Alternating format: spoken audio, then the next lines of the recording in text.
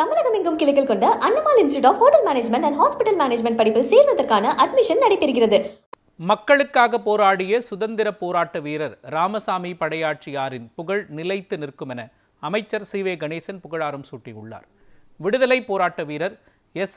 ராமசாமி படையாட்சியாரின் 108வது பிறந்த நாளை முன்னிட்டு கடலூரில் உள்ள அவரது சிலைக்கு அமைச்சர் சி.வே. கணேசன் மற்றும் மாவட்ட ஆட்சியர் சிபி ஆதித்ய செந்தில்குமார் உள்ளிட்டோர் மாலை அணிவித்து மலர் தூவி மரியாதை செலுத்தினர்.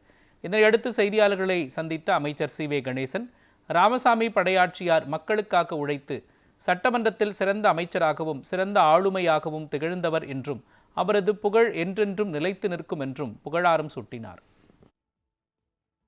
மாண்புமிகு தமிழ்நாட்டினுடைய முதலமைச்சர் வணக்கத்திற்குரிய தளபதி அவர்கள் இன்றைய தினம் சென்னையில் மறைந்தும் மறையாமல் மக்களுடைய உள்ளங்களில் நிலைத்திருக்கின்ற ஐயா ராமசாமி படையாட்சியார் அவருடைய திருவுருவச் சிலைக்கு கடலூர் மாவட்டத்தில் ஐயா அவருடைய திருவுருவ படத்திற்கு நாங்கள் மாலை அணிவித்து புகழஞ்சலி செலுத்தியிருக்கிறோம்.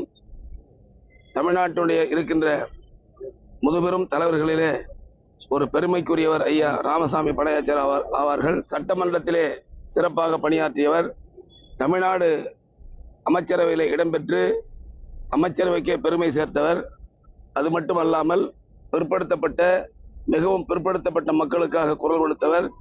சுதந்திர போராட்டத்திற்கு குரல் கொடுத்தவர். புகழஞ்சலியை அரசின் சார்பிலே, தமிழ்நாடு அரசின் சார்பிலே, தமிழ்நாட்டினுடைய முதலமைச்சர் அண்ணன் வணக்கத்திற்கு தளபதியுடைய சார்பிலே நாங்கள் அவருக்கு வீர வணக்கத்தை செலுத்தி ஐயா ராமசாமி படையாட்சியருடைய புகழ் என்றும் கடலூர் மாவட்டத்தில் மட்டுமல்ல தமிழ்நாட்டில் என்றும் நிலைத்திருக்கின்ற வகையிலே நாங்கள் என்றைக்கும் அவருக்கு புகழஞ்சலி செலுத்துவோம் என்பதை பணிவோடு தெரிவித்துள்ளோம்.